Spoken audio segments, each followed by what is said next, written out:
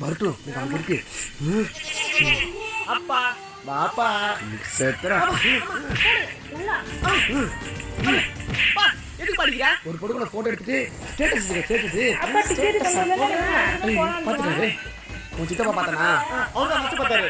அவன் தான் ஃபர்ஸ்ட் பார்த்தானா? அவனை பார்த்து கேட்பான்டா, உன் பிள்ளை ஒழுங்கா இருக்கிறத பார்த்து கேட்பான்டா.